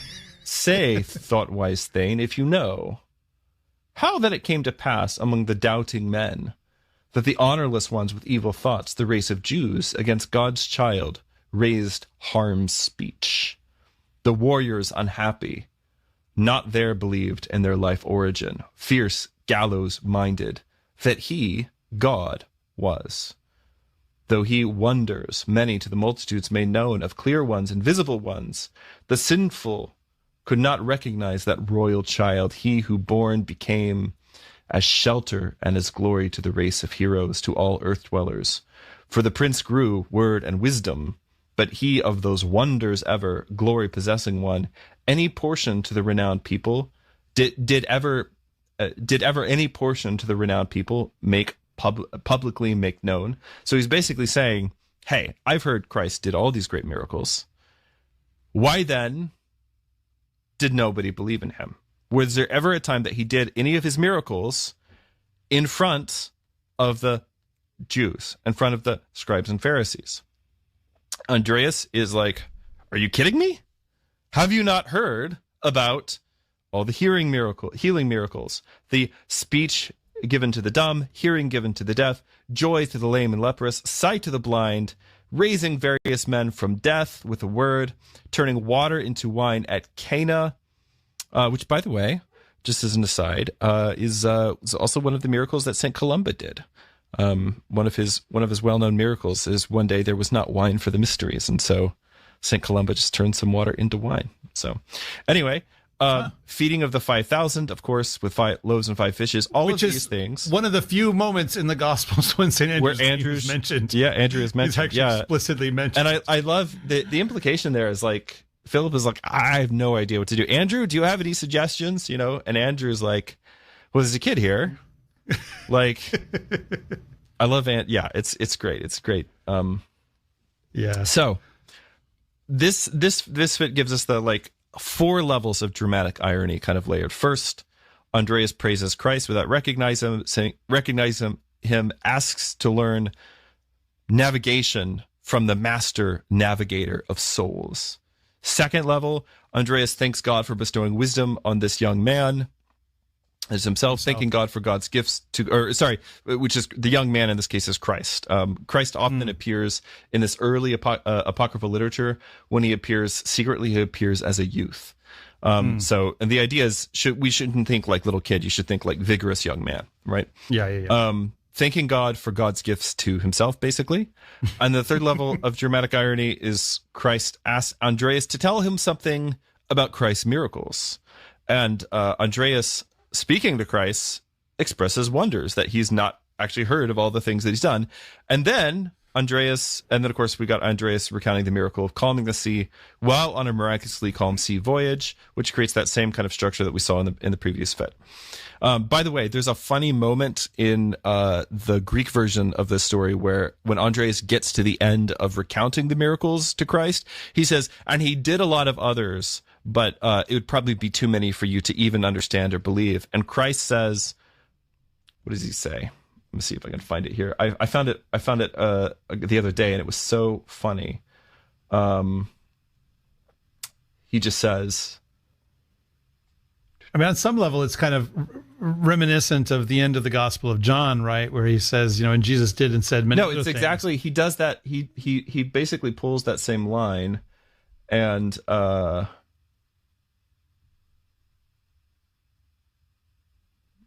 okay. If I can't find it quickly, here it is. And he also did many other miracles. They did not believe him. Which miracles, if I shall recount to you, you will not be able to bear. And Jesus answered and said to him, oh, I can bear it, for I prudently listened to profitable words. It's just so hilarious. I love it so much. It's almost Germanic irony there back in that. Yeah, it is. That's from the Greek version, but it's like very, yeah. I know. All right. So the next fit, which fit number 6, continues the dramatic irony. And basically, Christ's question is, did your ruler ever reveal his wonders publicly to the Jewish people? And then he basically says, maybe the Jewish leaders plotted malice through deep error. They listened too eagerly to the devil's teachings. Like, what did Christ ever do to sort of prove himself to them? And Andreas basically says, yes, he did lots of wonders, wonder after wonder in the sight of men, both publicly and secretly, accomplishing the public counsel that is like the preaching of the gospel. And Christ says, okay, so tell me about some of the private teachings. Tell me about the runa, the secret mysteries that the ruler of the skies, revealed to his disciples. And Andreas questions why you're asking. He says, it seems like you already know everything. Maybe Andreas is starting to get a little suspicious. Seems like you already know everything. I mean, at the very least, St. Andrew knows that this boat was sent to him by God. Yeah, right, exactly. And that this guy has some kind of, at least, divine skill in piloting ships. Yeah. And so Christ's answer, the helmsman answer to this, is that his mind rejoices and grows with joys through hearing Andreas's words. And so he's not skeptical. He just wants to have delight, right? Yeah, so, I just want to hear you say it. Yeah, exactly. So Andreas says, okay, he recognizes something of kinship in the helmsman, right? He says, now I in you yourself truth recognize. The understanding of wisdom through wondercraft. There's that wondercraft again. Wondercraft. Which was used to describe the gospel, the writing of the gospel at the beginning of the story.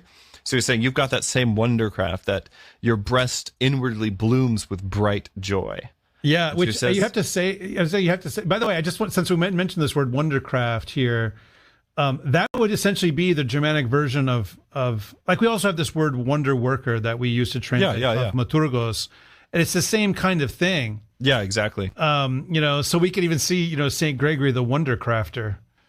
Right? I mean, pretty cool. I love it. I'm 100% on board. We'll start doing that immediately. All right. Ready?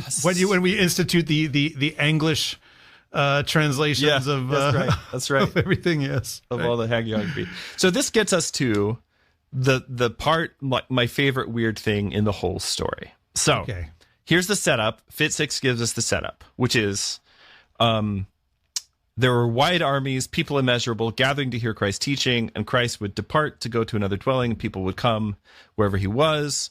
And on one specific occasion, Christ journeyed with only 11 champion warriors. He was 12th himself. By the way, what's the implication there? Who's not even in the number in this story? Judas. Like either Judas is just absent or Andreas doesn't even deign to count him, right? Yeah. So he goes to the temple, the royal seat, where the temple stood high and spaciously gabled. Probably no gables in Herod's temple, but lots of gables in a meat hall, right? So yes. High, spaciously gabled, beautified with glory, and the high priest begins to weave strife, very much like Unferth in Beowulf, or a bit of a worm tongue, one might say, and begins to challenge Christ, begins to attack the disciples as being wretched over all men. He's basically accusing them of listening to the teachings of a foreigner with no lawful authority over the people. He's he's attacking Christ through the disciples. And then finally, he gets to the point of naming the family, Mary and Joseph and Simon and Jacob, right? Simon and James. This is the equivalent of when, in the Gospel according to St. John, they say, like, who is this guy saying, that he knew Abraham? Like, don't we, isn't his father Joseph? Isn't his mother Mary? Don't we know his brother Simon and James? This is that moment. And then something totally unexpected happens. So here's how it goes in Andreas. You want to read this, Father Andrew? Is this, where are we? Exactly which line? Yeah, this will be Fit 7. Okay, so Fit 7. All right. Likewise. So this is Christ in the temple. This is what he does. Yeah. Likewise, he saw a wondrously engraved wonder, a likeness of his angels. The Lord of victories upon the hall's wall, on both sides brightly adorned, beautifully wrought, he spoke in words, "This is a likeness of angel kinds, of the most famed who among the city dwellers in that fortress dwell, cherubim and seraphim. They in heaven's joys are named. Before the face of the eternal Lord they stand resolute-minded. They praise with voices, with holy sounds, the heaven king's glory, the Creator's protection. Here is marked out the form of holy ones through hand power, inscribed on the wall, thanes of glory."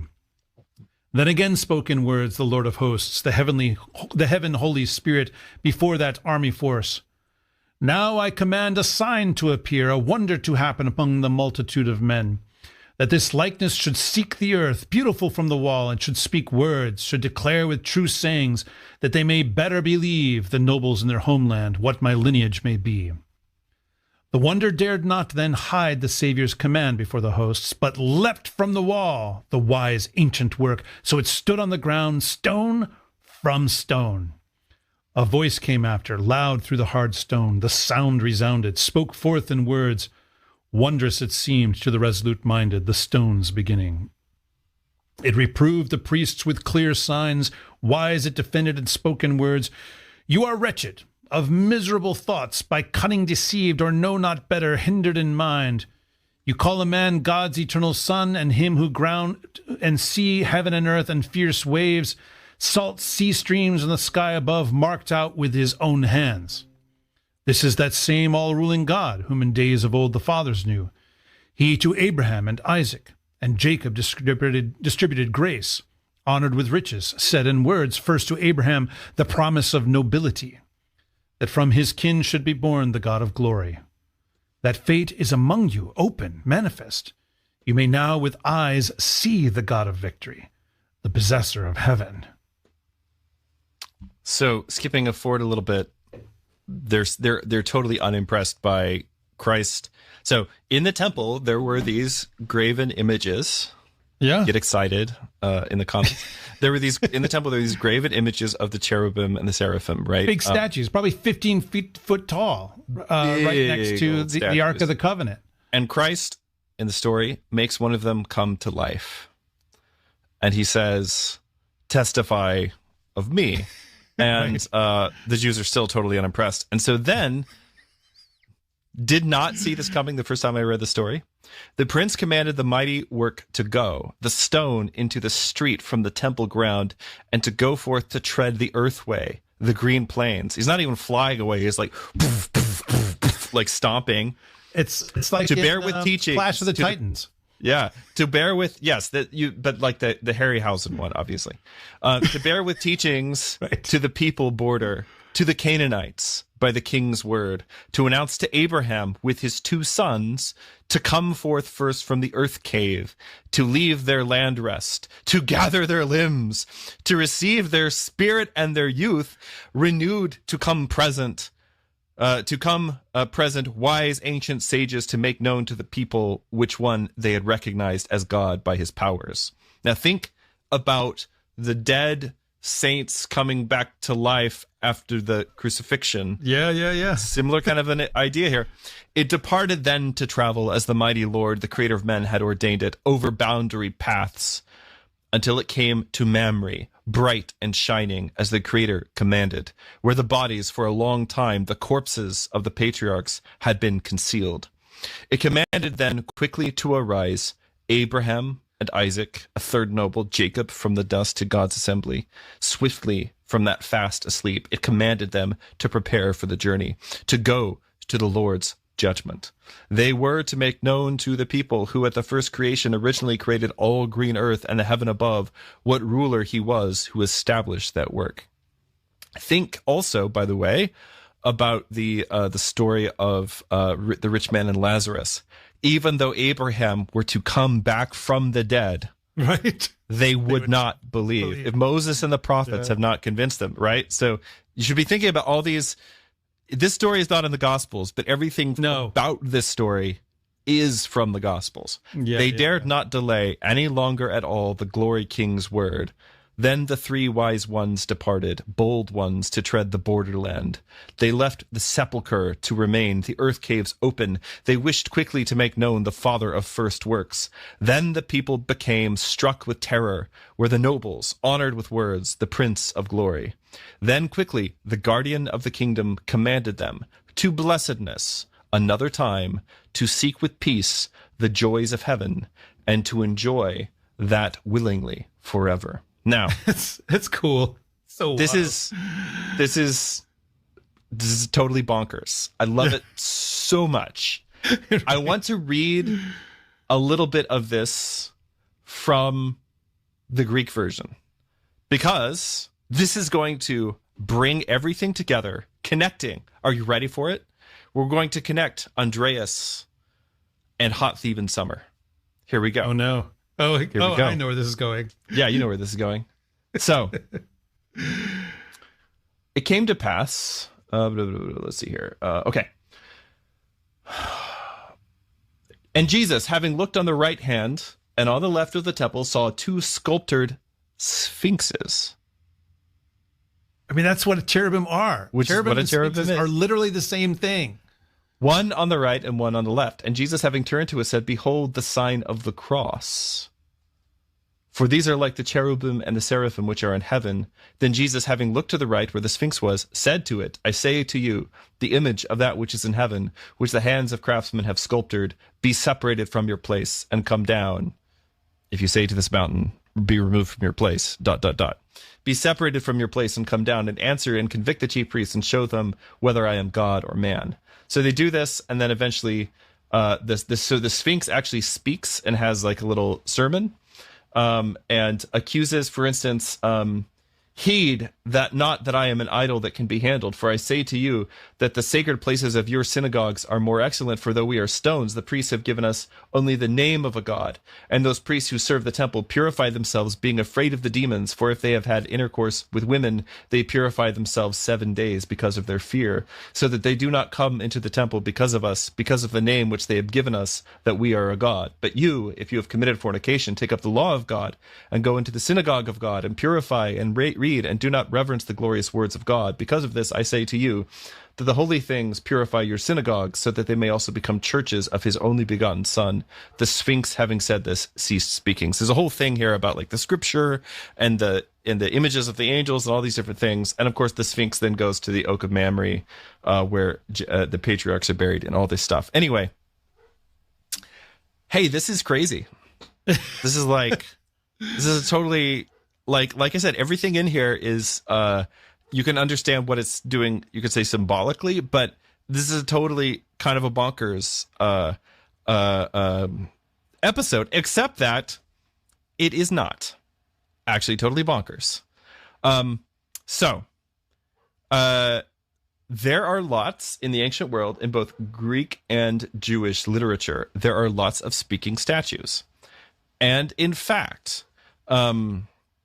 there is Jewish legendary material that you find, for instance, in the Talmud and various midrashim, which actually describe the cherubim in the temple as being sometimes animated or responsive in other ways to Israel's spiritual state. And the author of the Acts of Andrew and Matthias knew this, and that makes it all the way to the Germanic poem Andreas, which to me is actually even more difficult to believe than that this actually happened. Like, it is just so amazing and wondrous to me the way that this is the faith that was transmitted to the Anglo-Saxons. So anyway, there you go. Wonderful. Get excited about the stone angel coming to life. Yeah. Okay. So. Yeah. And we got and the sea voyage is about to end. Yep. And we're going to leave you on a cliffhanger here for a couple of weeks. Is this episode. That's right. Yes. That's right. There's a lot more to cover. Bit of a cliffhanger, but you know that we've got cannibals coming. I really just wanted to get to the speaking statue because it's the coolest part of the story for me. It's pretty wild. Yeah. That's not in the Blickling homily at all. No, it's not. Yeah. So, well, you can only work so much in, but that's true. For next St. Andrew's Day, you can work that. There we go. There we go. The homily. Yeah. So, okay. Well, let's have a look and see if anyone came up with some good tourist slogans for the Marmidonia here at the beginning. So, Savannah gives the suggestion: "Join us for dinner. We won't bite while you're living." That's very dark. Also, I think assuming a lot, honestly. That's true. That's true. There's a question from Joe LL0419 who asks, a quick question, since these are cannibals, is there any time with St. Christopher or references to them being dog-headed? So they're not references being dog-headed in this story, but in many versions of the story, Andrew does go and minister to dog-headed people, either these people or another dog-headed tribe of cannibals. So you're not wrong to associate them. All those things kind of go together. Yeah. Finger licking good. That's so dark. That's my favorite one. That's really good. Wow. Yeah. Producer Simon, our good producer Simon, says Dead Astronaut and Library episode of New Doctor Who was pretty wonderfully creepy as well. Yeah. And the one on the bottle episode on the train, the train at midnight, like that I wouldn't show that to my kids until they're older, because it's real scary. Here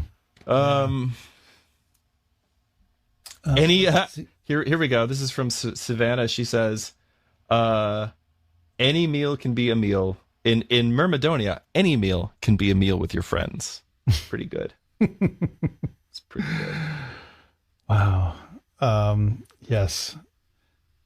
Further on. Oh yeah. So in talking about the question of, sort of recontextualizing stories into our own time, There are a few comments on that.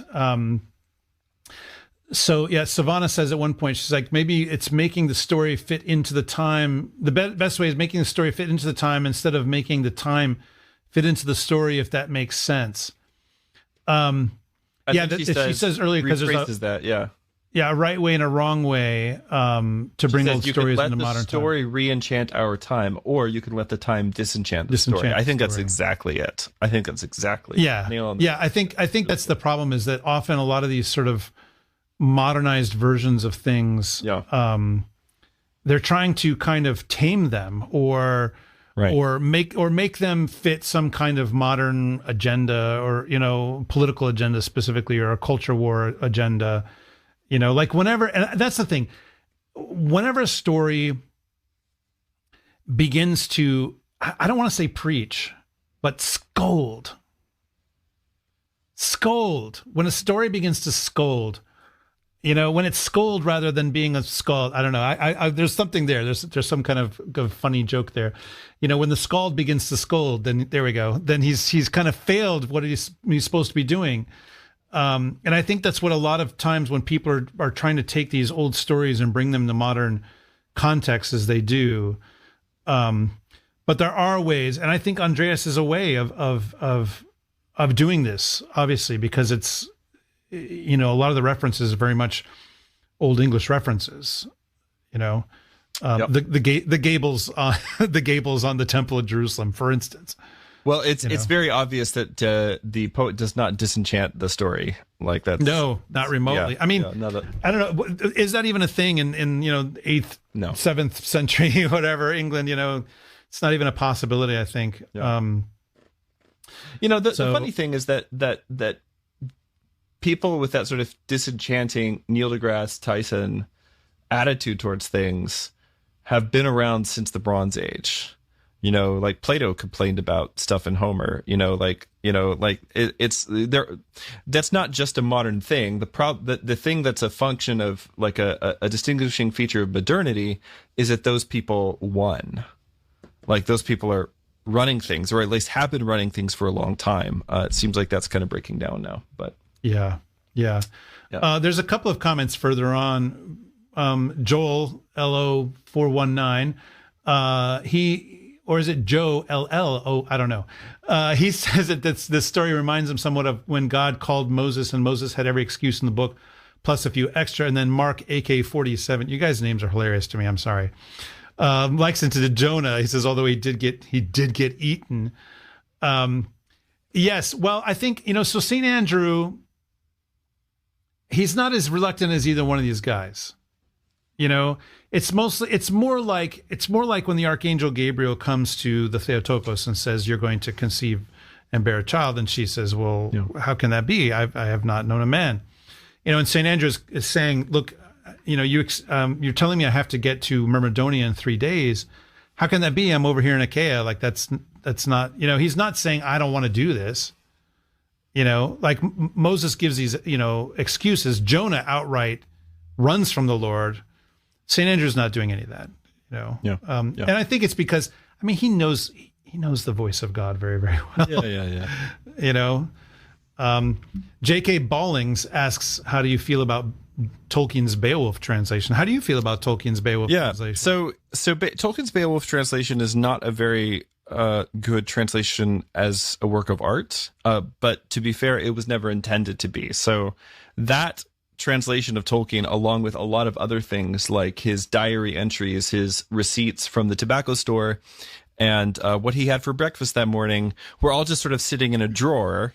And because people love Tolkien so much, they've just been publishing everything, including the receipts and the shopping lists and everything. And so I'm quite glad that they published it for two reasons. One is that Tolkien did the translation as a crib for his students, and actually the translation sort of cuts off a little bit, as with many things Tolkien did, it is unfinished, but he basically made it as a crib for his students. And so if you know a little bit of Old English, one of the best way to appreciate Tolkien's translation is to work from the Old English and then reference Tolkien when you get stuck, and used in that way you can really see its value. Now, it's a wonderful edition, the book is beautiful.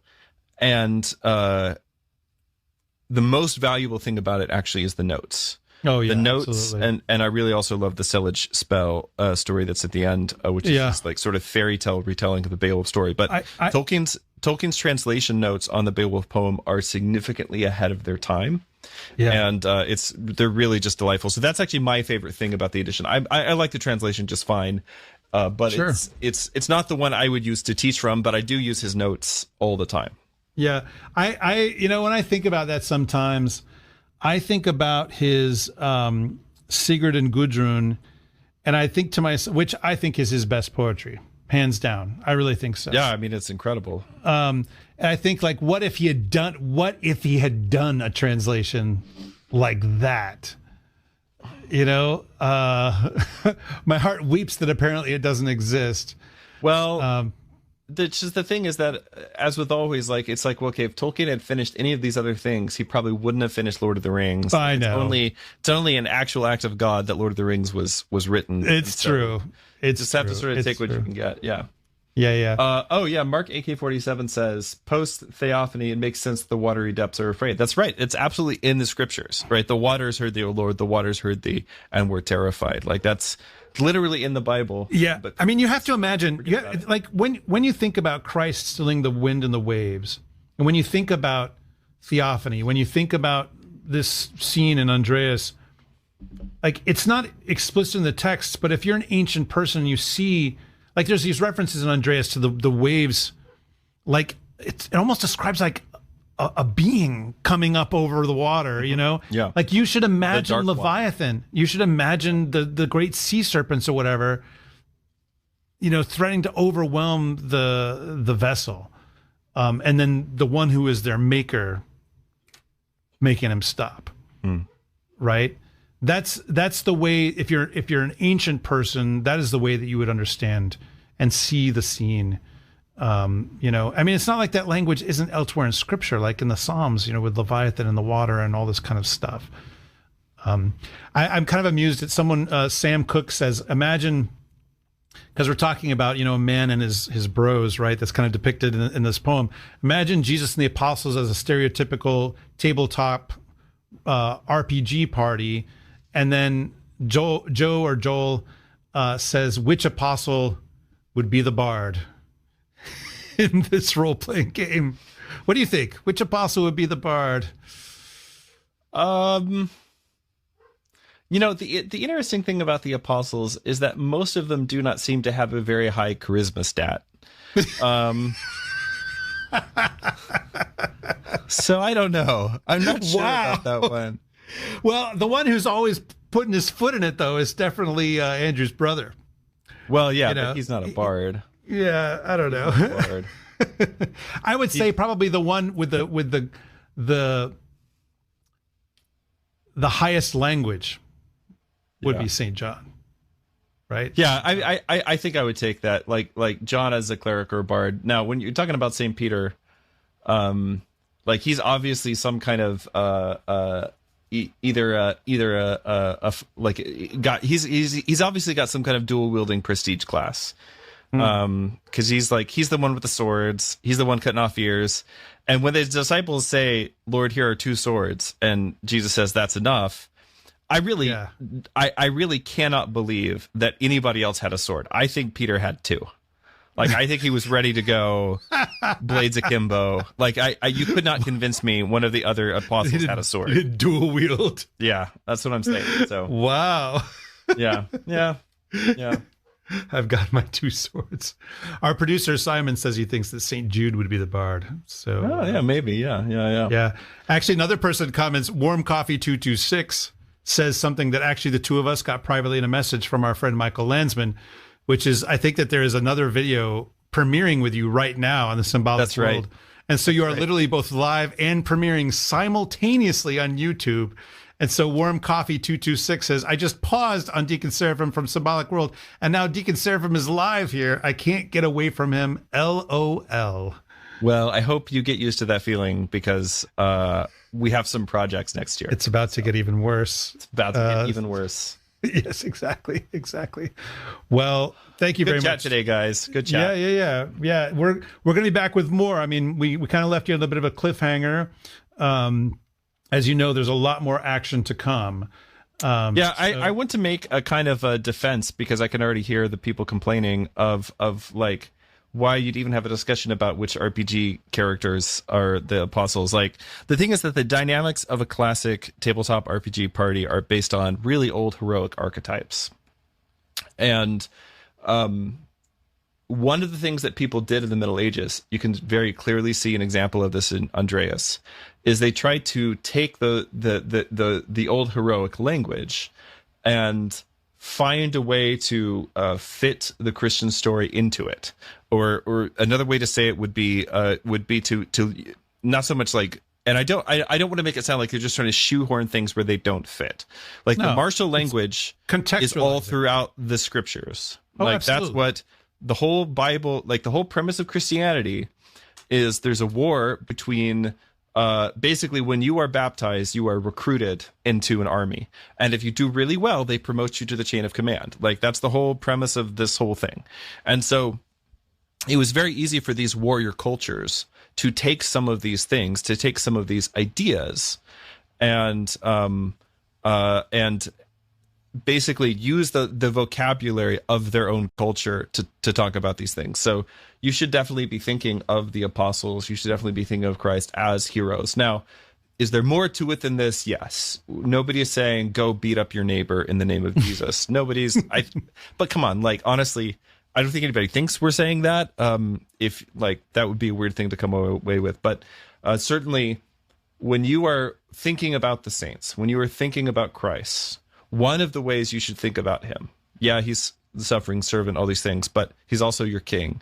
He's also a hero. He's also the emperor. He's also all these things. Christ is all and in all.